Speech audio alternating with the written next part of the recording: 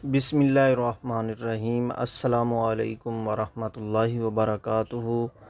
दोस्तों, आज की ये वीडियो ख़ास तौर पर उन वालिदैन के लिए है जो कि अपने बच्चे की सेहत और ग्रोथ के हवाले से परेशान रहते हैं। आज की इस वीडियो में हम बच्चों की सेहत और अच्छी ग्रोथ के लिए एक बहुत ही बेहतरीन सिरप बायोग्रो का रिव्यू करने जा रहे हैं।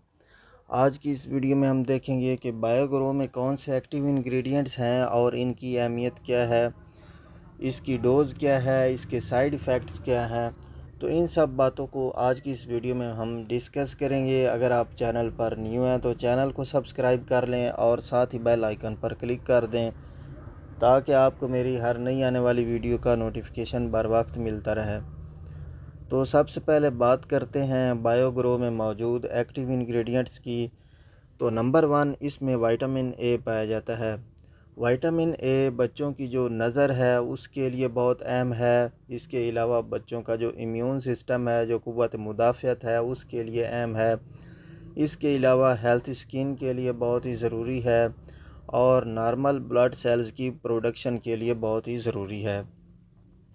नंबर 2, इसमें विटामिन सी मौजूद है। विटामिन सी एक एंटीऑक्सीडेंट है जो कि क़ुव्वत मुदाफ़ियत को सपोर्ट करता है, जिस्म से जो जहरीले मादे हैं उनको खारिज करता है।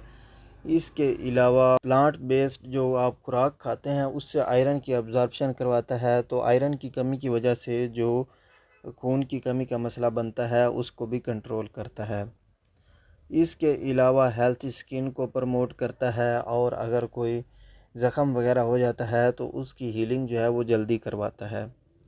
इसके अलावा इसमें विटामिन D3 मौजूद है। विटामिन D3 के बारे में आप पहले ही जानते हैं कि ये बोन हेल्थ के लिए बहुत ही ज़रूरी है। ये हड्डियों में कैल्शियम की अब्ज़ॉर्प्शन करवाता है। इसके अलावा हड्डियों की जो नॉर्मल ग्रोथ है और डेवलपमेंट है उसके लिए बहुत ही ज़रूरी है। इसके अलावा ये इम्यून सिस्टम को भी मजबूत करता है। इसके अलावा इसमें विटामिन ई मौजूद है। विटामिन ई जो है ये भी एक एंटीऑक्सीडेंट है। बॉडी के जो सेल्स हैं उनको डैमेज होने से प्रोटेक्ट करता है। हेल्थ स्किन के लिए बहुत ज़रूरी है, हेल्थी आइज़ के लिए बहुत ज़रूरी है, ब्रेन हेल्थ के लिए बहुत ही ज़रूरी है।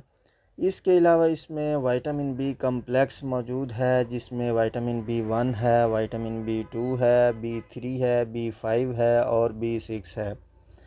तो ये जितने भी विटामिन बी की अक़साम हैं ये एनर्जी प्रोडक्शन के लिए बहुत ही ज़रूरी हैं। बच्चों में जो थकावट हो जाती है उसको कम करते हैं।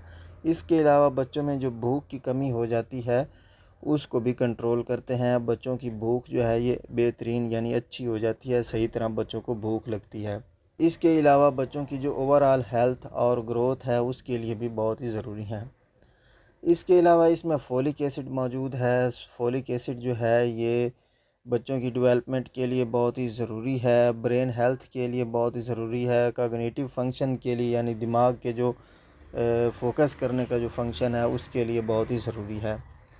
इसके अलावा विटामिन B12 मौजूद है जो कि रेड ब्लड सेल्स की प्रोडक्शन के लिए बहुत ही ज़रूरी है। विटामिन B12 की कमी हो जाए तो बच्चों को खून की कमी का मसला बन सकता है। इसके अलावा इसमें मिनरल्स भी मौजूद हैं जिनमें आयरन है।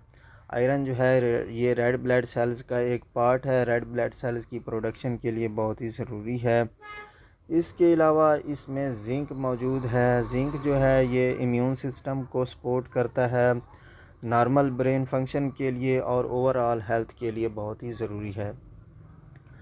तो दोस्तों, ओवरऑल देखा जाए तो इसमें ये जितने भी इंग्रेडिएंट्स हैं ये बच्चे की सेहत के लिए बहुत ही ज़रूरी हैं, बच्चे की ग्रोथ के लिए बहुत ही ज़रूरी हैं। तो इस लिहाज से बच्चों के लिए ये बहुत ही अच्छा और बेहतरीन सिरप पाया गया है। अब बात करते हैं इसकी डोज़ की। तो इसकी जो डोज़ है ये बच्चे की एज के हिसाब से होती है। तो 4 से लेकर 10 साल तक की उम्र के जो बच्चे हैं उनमें इसकी 1 चम्मच रोज़ाना इस्तेमाल करवाई जाती है और 11 से लेकर 16 साल तक की उम्र के जो बच्चे हैं उनमें इसकी 2 चम्मच रोज़ाना इस्तेमाल करवाई जाती हैं। अब बात करते हैं इसके साइड इफ़ेक्ट्स की, मतलब इसके इस्तेमाल से कौन कौन से नुकसानात हो सकते हैं। तो बायोग्रो सिरप जो है इसके कोई साइड इफ़ेक्ट्स नहीं हैं। अगर आप इसे इसकी रिकमेंडेड डोज़ के मुताबिक इस्तेमाल करते हैं। तो अगर आप इसे हाई डोज़ में इस्तेमाल करते हैं तो कुछ साइड इफ़ेक्ट्स देखने को मिलते हैं, जैसा कि बच्चे का जो स्टमक है ये डिस्टर्ब हो सकता है, यानी कि डायरिया, पेचस वगैरह या कॉन्स्टिपेशन, कब्ज़ वगैरह हो सकती है। तो फ्रेंड्स, उम्मीद है आपको वीडियो अच्छी लगी होगी। वीडियो देखते हुए अगर आपके माइंड में कोई भी क्वेश्चन आया हो तो आप कमेंट सेक्शन में पूछ सकते हैं, और वीडियो को लाइक और शेयर ज़रूर कर दें। दुआओं में याद रखिएगा। अगली वीडियो आने तक अल्लाह हाफ़िज़।